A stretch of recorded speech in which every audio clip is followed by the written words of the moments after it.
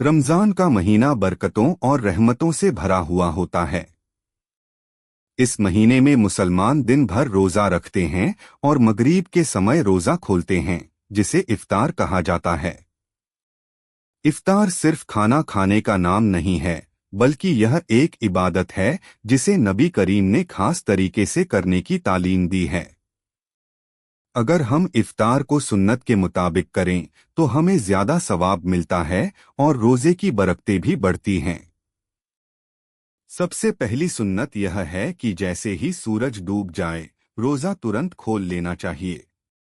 इफ्तार में जानबूझकर देर करना पसंद नहीं किया गया।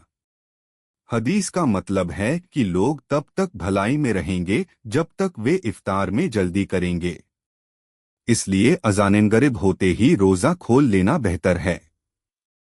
कुछ लोग एहतियात के नाम पर बेवजह देर करते हैं, लेकिन सुन्नत यही है कि वक्त होते ही इफ्तार किया जाए।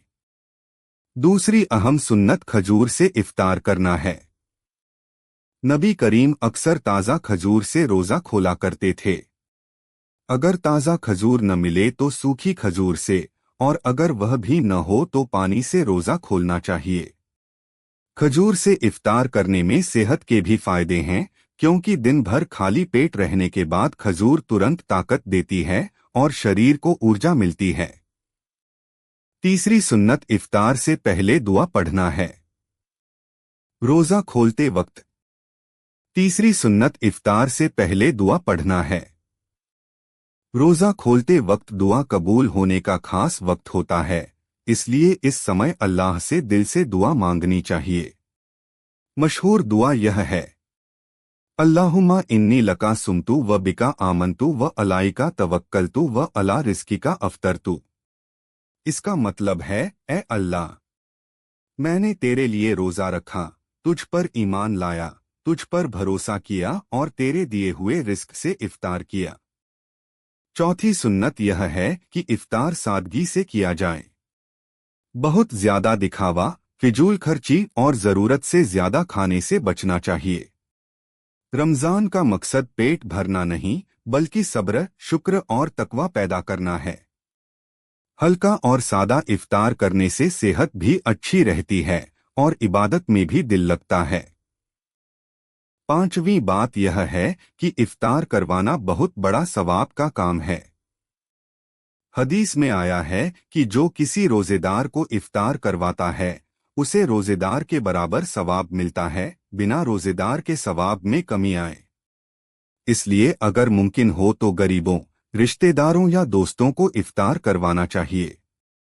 यह अमल मोहब्बत और भाईचारे को भी बढ़ाता है। छठी सुन्नत यह है कि इफ्तार के बाद मगरिब की नमाज जल्दी पढ़ी जाए। कुछ लोग इफ्तार के बाद खाने में इतना मशगूल हो जाते हैं कि नमाज देर से पढ़ते हैं, जो ठीक नहीं। बेहतर तरीका यह है कि पहले हल्का इफ्तार करें, फिर मगरिब की नमाज अदा करें, उसके बाद आराम से खाना खाएं। सातवीं अहम बात यह है कि इफ्तार के वक्त अल्लाह का शुक्र अदा किया जाए। दिन भर रोजा रखने की तौफीक देना अल्लाह की बड़ी नेमत है।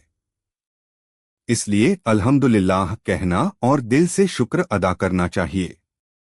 आखिर में यह याद रखना चाहिए कि इफ्तार सिर्फ खाने का वक्त नहीं, बल्कि रहमत और दुआ कबूल होने का खास लम्हा है। अगर हम सुन्नत के मुताबिक सादगी और शुक्र के साथ इफ्तार करेंगे तो हमारा रोजा और रमजान दोनों ज्यादा बरकत वाले बन जाएंगे। अल्लाह हमें सही तरीके से रोजा रखने और सुन्नत के मुताबिक इफ्तार करने की तौफीक अता फरमाए। आमीन।